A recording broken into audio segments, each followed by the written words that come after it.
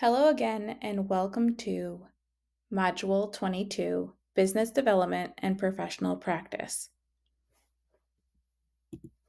In this module, we will describe the foundational steps for initiating and maintaining doula business, including legal structures, contracts, and ethical considerations, apply marketing strategies to tailor doula services to effectively reach and engage potential clients, families, and community partners.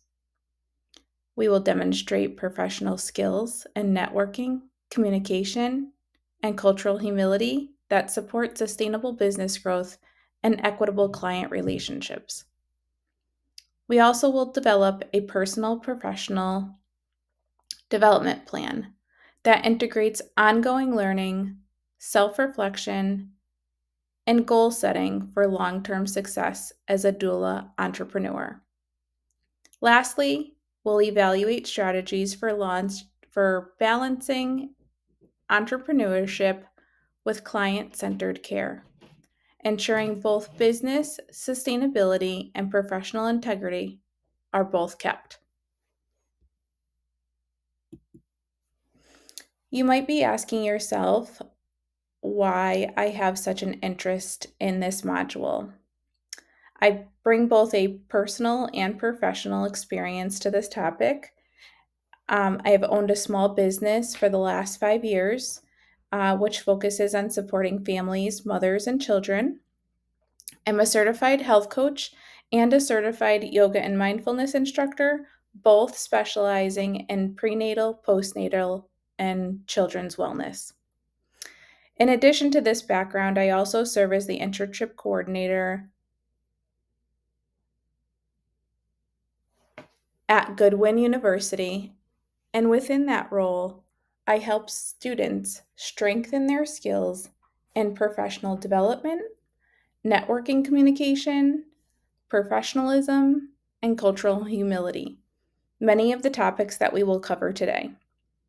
And all are essential for pursuing entrepreneurship. With this combination of experience, it has given me a strong foundation to help you start launching your business and sustain a successful business. So, together, we will explore the basics of entrepreneurship and legal considerations, but also making sure that marketing strategies and ongoing professional development are there to help you thrive. Please take a few minutes to watch this video.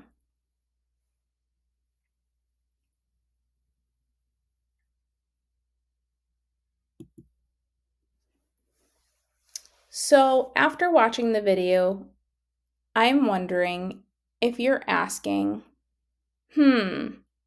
what is a mission statement? What is a vision statement? A vision is a long term dream for your work in the community you want to impact, whereas your mission statement is your purpose and how you plan to deliver those services. These two statements matter because they keep your business aligned with your values. They help you to communicate to those who are your clients and potential partners.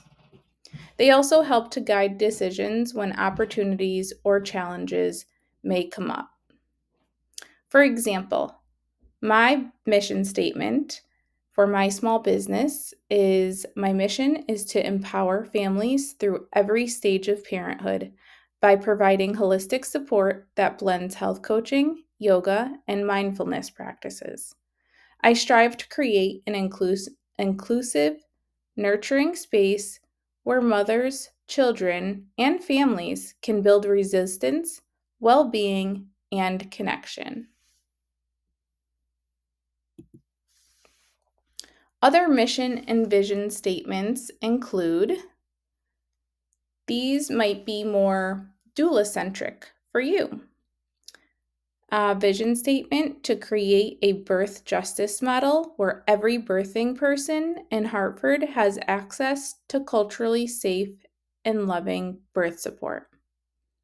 And a mission statement might look like this: to provide holistic bilingual doula services that honor culture, tradition, and personal choice for birthing people and their families. Take a moment to think about what your vision or mission will be. Feel free to pause the video.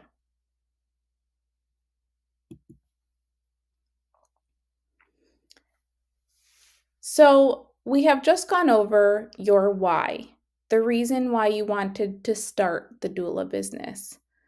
But we have to push past that and build some sustainability. What does that include? It includes an income, pricing for your services, which we'll get to in a little bit, budgeting, making sure that the money that you bring in can cover your expenses, diversifying offerings. Will you just offer doula services? Will you offer classes to complement those doula services? What is your business structure going to look like? There are 3 different types of business models that we will be covering. What do example contracts look like? What will your policies be? And then there is communication, making sure that you withhold professionalism, professional communication with your clients, partners, and providers, understanding the importance of cultural humility, and networking.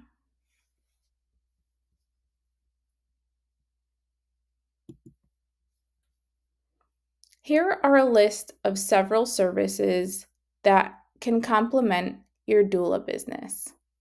I have listed them under prenatal services, postpartum services, wellness and holistic services, and education and community support.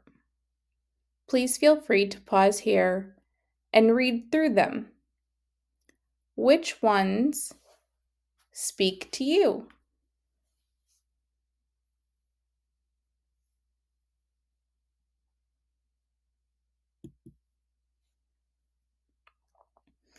As a doula, you can often think of birth support as your main role, but in reality, there are many ways to expand your practice. So I urge you to choose wisely. When you first start your business, it is very tempting to offer everything: prenatal classes, postpartum care, wellness services, advocacy. But offering too much can actually hurt your business. So please try not to do everything. Why? Because it spreads your time and energy too thin. It makes it hard for clients to understand what your main area of expertise really is. It can also lead to burnout, which we spoke about in the last model. Clients usually look for specialists, someone who does a few things really well. So rather than becoming a generalist doula who do everything at surface level, pick a few strengths. You can start by thinking of your own strengths. What skills or certifications do you already have? Consider your passions. What part of doula work excites you the most? Is it the prenatal services, the birth work, the postpartum care? Think about the community that you want to offer these services to and serve? What do those families need the most? And finally, think about your business strategy. What services are sustainable and realistic for right now? Remember, start small and then you can refine your services, build your reputation, and expand when you are ready.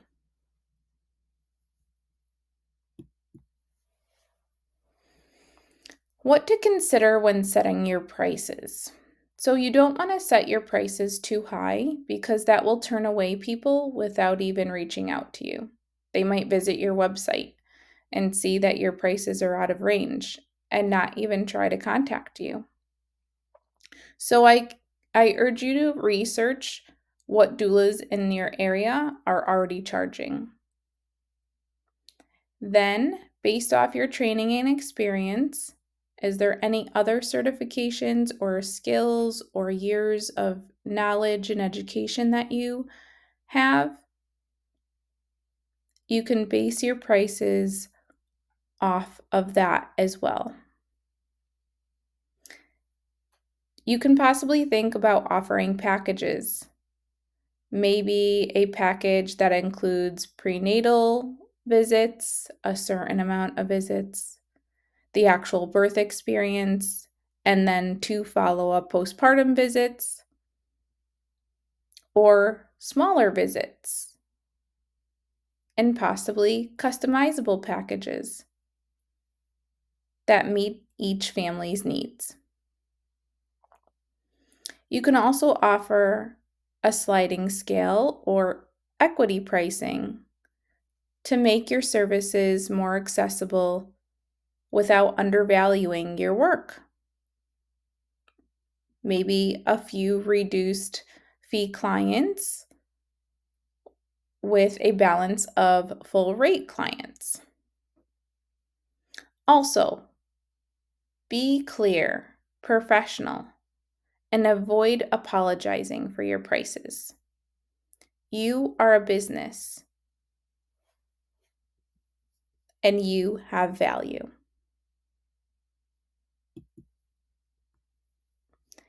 Here are some budgeting tips. Number 1, startup cost. I have included in the first bullet the Connecticut LLC fees. It is also in the handout that I am attaching to this module. This will give you information on how to register your business. Liability insurance. Whoever you carry your car insurance through or your home or renter's insurance, you can probably call that company and see if they also offer small business insurance. Another thing to budget for is your website. My website cost about $25 to $30 per month. My logo, I had reached out to a woman on Etsy to make my logo, but you can also use Canva to build your own logo for much cheaper. Creating business cards. This can be done at your local Staples or FedEx stores. And any other marketing materials. Maybe you want to create brochures to hand out, or flyers, or education material. Number 2, ongoing expenses. What type of supplies do you want to keep in your birth bag or your postpartum items? You also need to consider continuing education classes or other certifications you might want to pursue. Marketing ads, such as Facebook or on Instagram. Printing prices for the business cards and your marketing material or education material. And then possibly if you will be having virtual classes or workshops or virtual appointments with new parents, you might want to get your own Zoom account that will offer you unlimited calls and unlimited time with these families. Number 3, income planning. Set an annual income goal. And then, once you have that, break it down into monthly service goals. For example, if you want to make $30,000 a year and each birth package is $1,500, then you would need 20 clients annually, which is 2 a month, to make that $30,000. And remember, as a small self-employed business, you need to set aside 20 to 30% of your income that you make for taxes. Putting this in a savings account can help you prepare for tax season. Now, you might be asking yourself, why does this matter? This information helps you understand how much income that you need to sustain to keep your business open and successful. It also provides you with preventative tips like tax bills and insurance costs.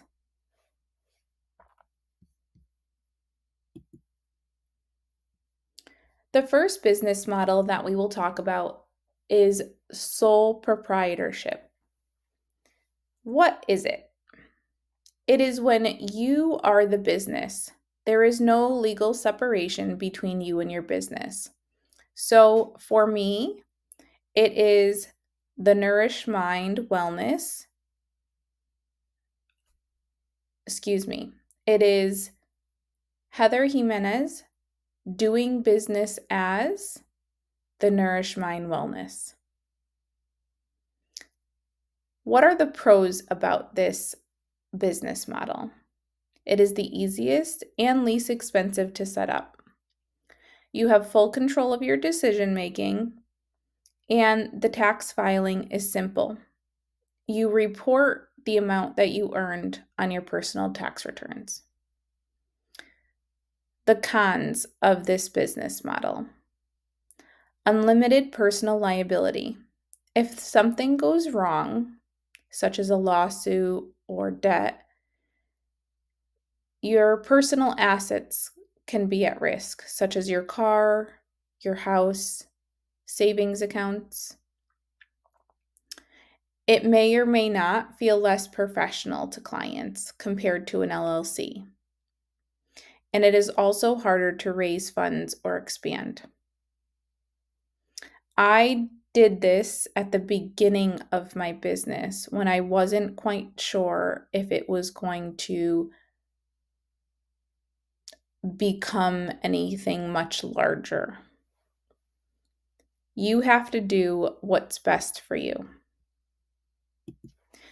Business model number 2, limited liability company, also known as LLC. What is this? It is a separate legal entity, and it protects your personal assets like your car, your home, your checking or savings accounts. It is a common choice for doulas and small wellness businesses. The pros of an LLC are that it gives you personal liability protection so that your house and your car are safe if the business is sued. It holds more credibility with clients and partners. And it provides you flexible taxes. So you can either file as a sole proprietor, a partnership, or a corporation, depending on your growth. The cons of an LLC are that it costs more money to set up. I believe in Connecticut it is about $500. There is more paperwork and record keeping involved, and some states require annual fees or professional licensing.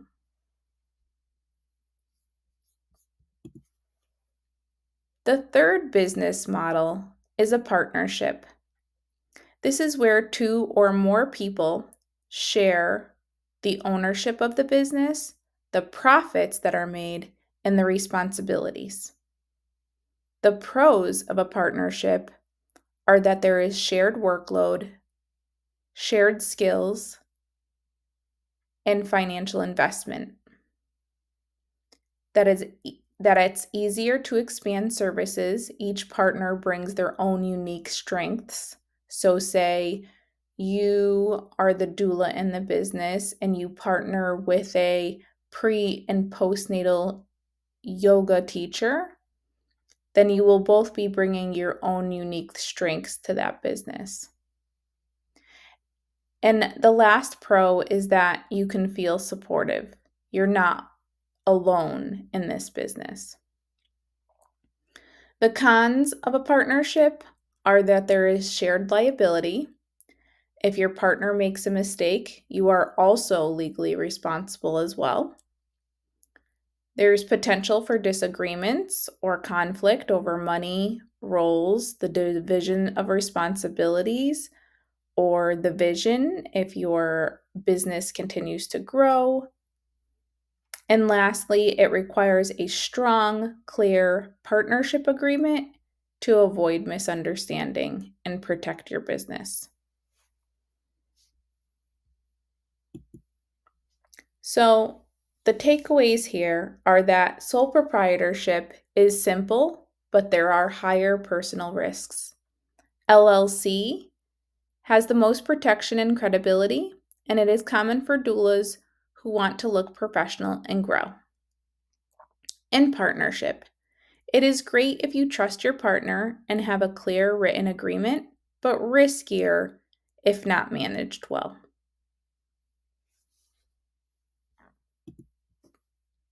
Let's move on to legal and practical considerations.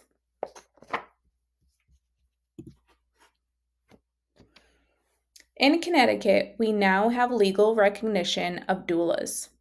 As of October 1st, 2023, the state defines a doula as a trained, non-medical professional who offers physical, emotional, and informational support before, during, and after birth. There's also an important distinction. Only individuals certified by the Department of Public Health can legally use the title of certified doula.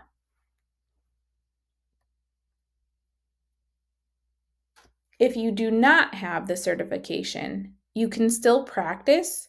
You just can't use the specific protected title as, quote, certified doula. This law is about protecting clients and elevating the profession, setting clearer standards for doula work in the state of Connecticut. Well, you might be asking yourself, how do I become a certified doula in Connecticut? Here are the steps and the links to apply.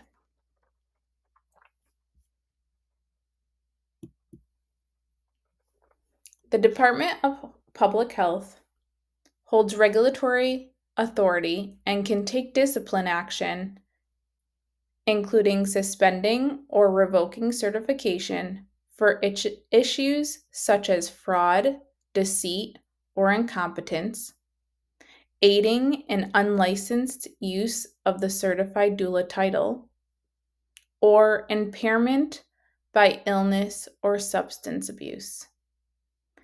DPH also requires a physical or mental examination if a doula's practice is questioned, and they may enforce action if needed.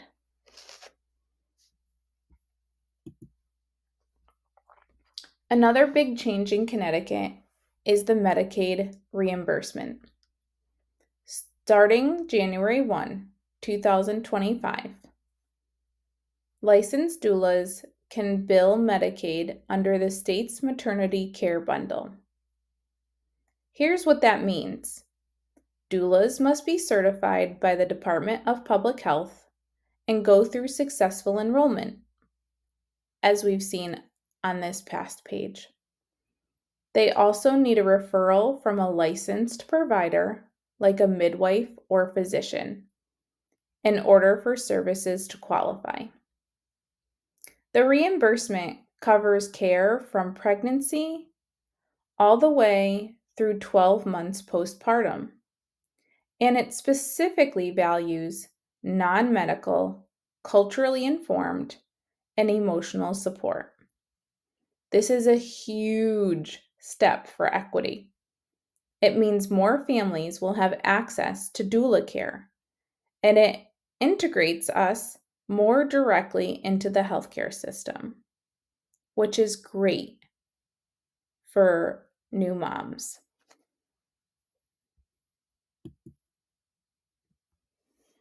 Here are some recent legislative developments. The Public Act 2538 directs the state to expand birth centers and enhance Medicaid support for doulas, which is where the Medicaid reimbursement came into play. Special Act 257 establishes a task force to assess doula-friendly practices in hospitals and requires report cards on maternity care, including equity measures. The Hispanic Health Council played a huge part in getting the Special Act 257 passed. These legislative developments reinforce Connecticut's moves toward incorporating doulas in its formal maternal care system.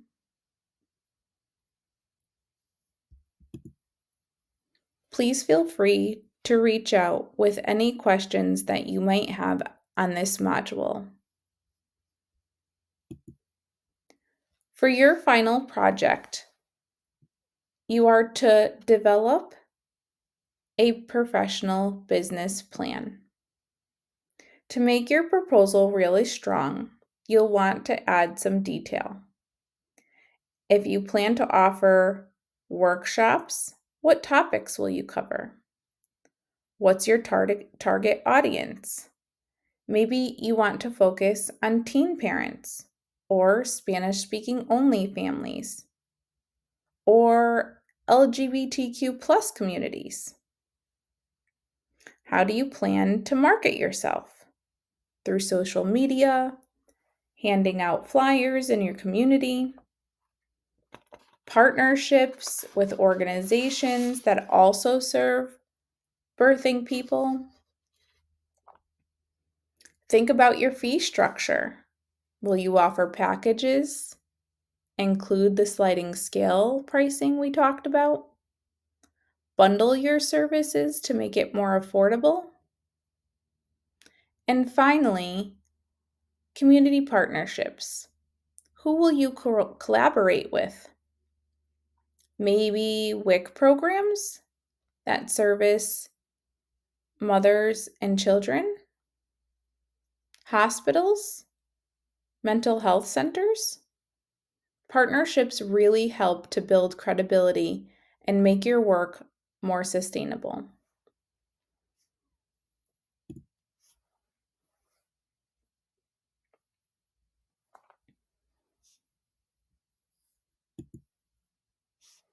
The last piece is about your values and what makes your practice unique. What do you bring to doula work that sets you apart from every other doula?